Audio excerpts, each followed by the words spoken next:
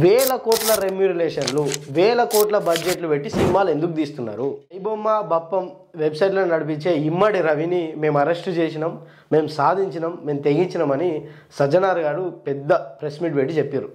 Okay, ఇమ్మడి రవి గారు చేసేది ముమ్మాటికి తప్పే, ఐ అగ్రీ ఫర్ దట్. కాకపోతే ఇందులో ఇంకోటి కూడా మీరు ఆలోచించాల్సిన కోణం ఏంటంటే, నిర్మాతలైన వేల కోట్ల రెమ్యూనరేషన్లు వేల కోట్ల బడ్జెట్లు పెట్టి సినిమాలు ఎందుకు తీస్తున్నారు?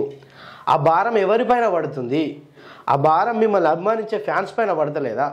ఒక మధ్యతరగతి కుటుంబంలో ఒక 30,000 జీతం చేసుకునే ఒక వ్యక్తి వాళ్ళ భార్య పిల్లలతోటి ఐమాక్స్ పోయి సినిమా చూడాలి ఫస్ట్ షో అంటే మినిమం 10,000 ఖర్చు అవుతుంది. లోపల పాప్కార్న్లో, సమోసాలో, ప్రీమియర్ షో అన్నప్పుడు ఆ 10,000 ఖర్చు అయితే ఆ 20,000 ఆయన ఇల్లు ఎట్లా గడవాలి? మరి ఇది నిర్మాతలు, హీరోలు ఎందుకు ఆలోచిస్తలేరు? కేవలం మీకు సినిమాలు రిలీజ్ కాగానే రేట్లు పెంచుడు, సినిమా టికెట్లకు హైకులు ఇచ్చుడు, మీ బతుకులు మీరు ఇంతింత రిచ్ కావాలి, ఈడ ప్రజలంతా పిచ్చోళ్ళు కావాలి. ఇదే విషయం గమనించిన ఇమ్మడి రవి ప్రజలందరికీ చేరాలని చేరవేస్తుండు. ఈ సినిమాలు తీసేవాళ్ళు, సినిమా హీరోలు ఆలోచించాలి. మీరు ప్రజలకు ఏం చేస్తున్నారు? చిన్న చిన్న రెమ్యునరేషన్లు ఇచ్చినా కూడా హీరోలు యాక్ట్ చేస్తారు. మీరే వాళ్ళకు 100 కోట్లు 1000 కోట్లు రెమ్యునరేషన్ ఇచ్చినాక అది ప్రజలపై భారం పడతలేదా?